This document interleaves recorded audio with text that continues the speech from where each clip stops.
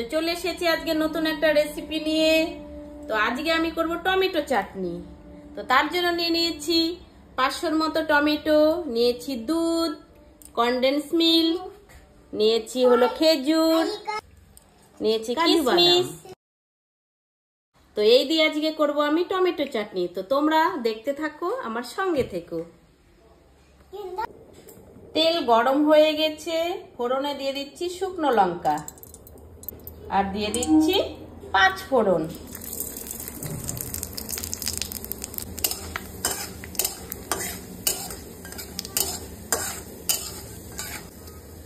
কেটে রাখা টমেটো গুলো দিয়ে দিচ্ছি।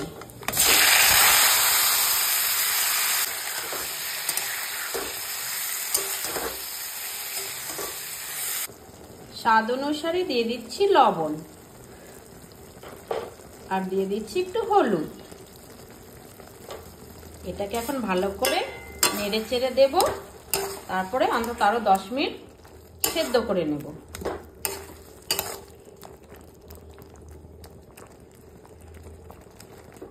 টমেটোটা অনেকটাই গলে গেছে। দিয়ে দিচ্ছি খেজুর, 3-4টের মতো খেজুর দিয়ে দিচ্ছি। আপনারা পারলে বেশিও দিতে পারেন কিংবা কমও দিতে পারেন। দিয়ে দিচ্ছি পরিমাণ মতো দুধ।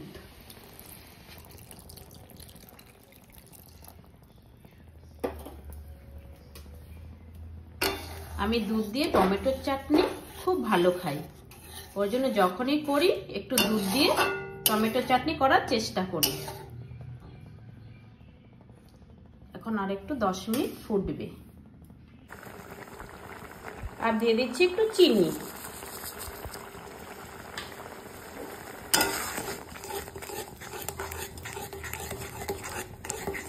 চিনির পরিমাণটা একটু কম দিচ্ছি, কারণ এখানে আমি কনডেন্স মিল্ক দেব বলে চিনির পরিমাণটা কম দিচ্ছি, যেহেতু কনডেন্স মিল্ক এমনিতেই মিষ্টি।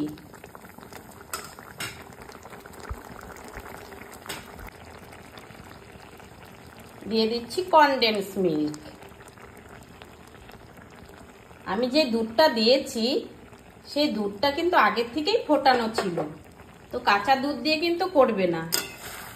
এই যে কনডেন্স মিল্ক দিয়ে অন্তত আরো 10 মিনিট ভালো করে ফুটিয়ে নেব। এই যে আমার টমেটো চাটনি রেডি, কনডেন্স মিল্ক আর দুধ দিয়ে করেছি। তো আমার ভিডিওটি একটু ভালো লেগে থাকলে লাইক, কমেন্ট, শেয়ার অবশ্যই করবেন। ভিডিওটি দেখার জন্য ধন্যবাদ।